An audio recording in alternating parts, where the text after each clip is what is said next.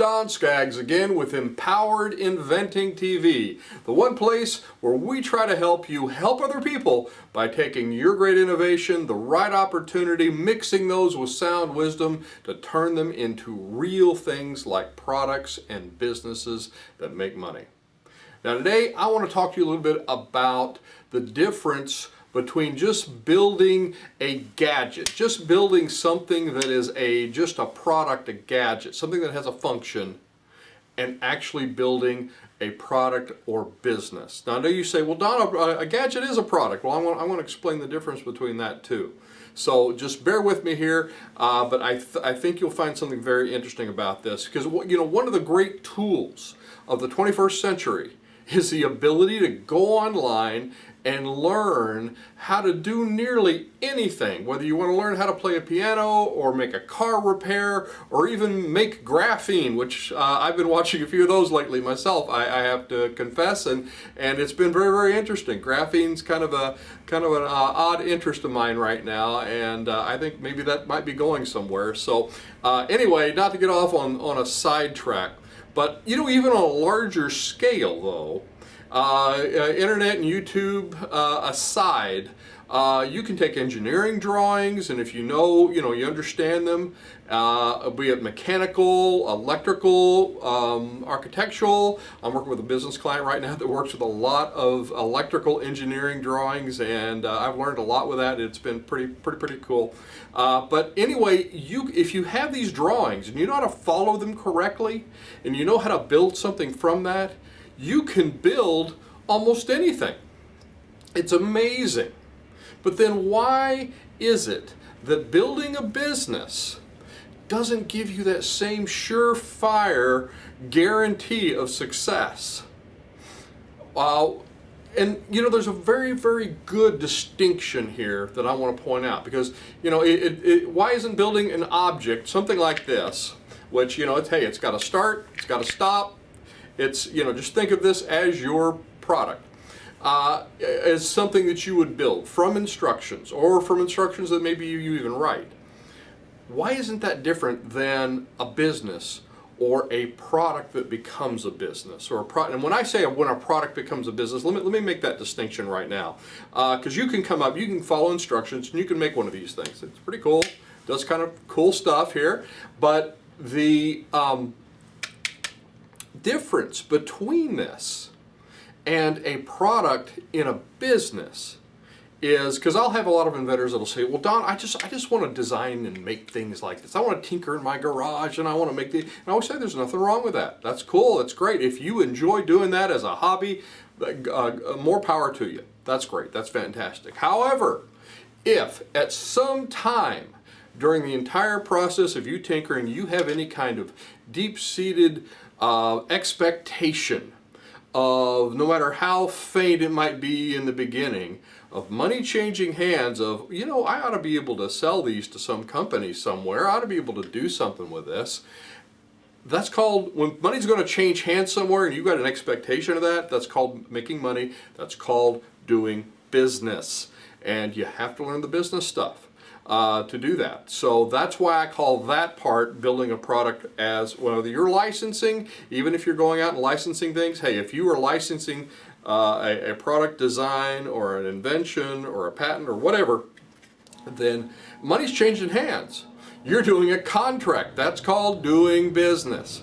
You're in the licensing business instead of the manufacturing or the contract manufacturing business, or however you're, distribution business, whatever business it is. But it's very, very different. And this is one of the reasons why I teach things very differently than maybe some other people. And there, some people will give you nuts and bolts of, okay, you do this and then you do that with you, and it's very, very, and we have idea steps. We teach you the different steps you're supposed to take, and those are very important. But what I'm talking about is why I always say the behaviors and the people are so important. And if you've been watching many of these videos, I've said this a lot. If you can get the behaviors right, if I can get you to behave like a successful inventor, guess what? Your likelihood of being successful is going to go way up. So So it's very, very different than just following plans and saying, well, if I follow the plan, it's going to come out just like this. And versus the, I don't know if this is going to work out or not. Or you know, it doesn't, if you follow the instructions exactly, it's not going to behave the same way. Why? Because it's a different animal. Objects like prototypes, boats, cars, airplanes, even this thing right here, this start stop button, which is kind of cool, also makes a really cool little noise. These all have a purpose. This is a purpose. If you push start, it starts. If you push stop, it stops. It has a purpose. Products have a function or a purpose in and of themselves. While a business or a product that is used in a business as part of the business, their very existence provides meaning, and that's where the two things separate.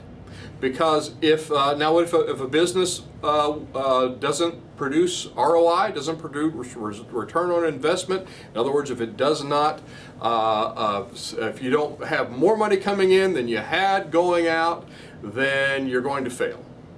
But even that notwithstanding, what separates just a product from a business, or a product that is a business, is this significant meaning or purpose that it has to the owners. And if you've owned a business, if you run a business, you know what I'm talking about.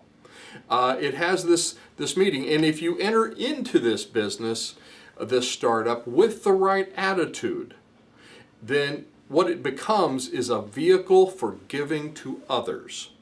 And that's why I always say, you're helping other people. Those people, they say thank you by sending you a certificate of appreciation called dollar bills. And they also say, thank you, please let us give you the opportunity to continue to help us.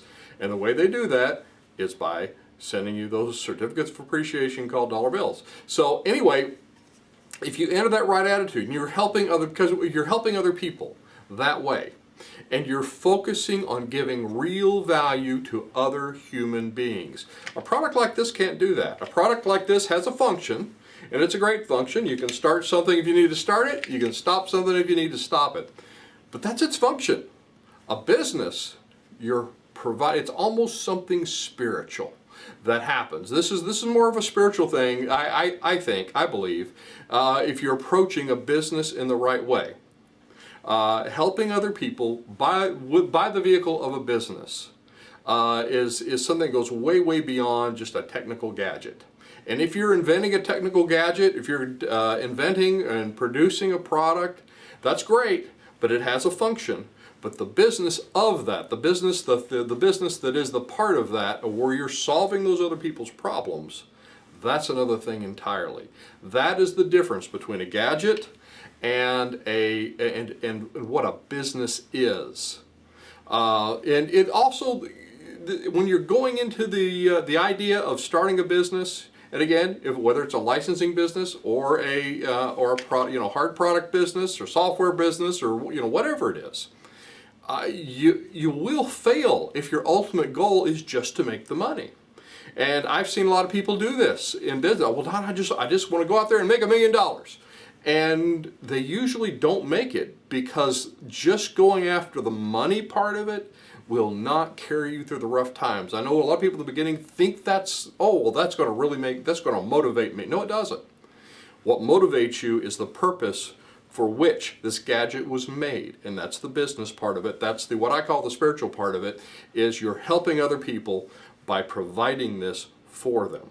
And they are helping you to succeed by exchanging your problem-solving thing for money. So you need to make ROI, but if you don't, by the way, this is why this is important to be successful. You can't continue to help these people. Broke people can't help other people by building more things because they don't have any money to do it. So anyway, you have to view the money as certificates of appreciation for people that you're helping. So anyway, I hope this was helpful for you. I hope I kind of made a little distinction here. And anyway, I'm Don Skaggs. This is Empowered Inventing TV. Be sure to like and subscribe, hit that notification bell, and check us out if you want more information, classes, resources. EmpoweredInventing.com has a lot more on there for you. And I will look to see you at the next meeting, workshop, maybe one of our online classes, or on the next video.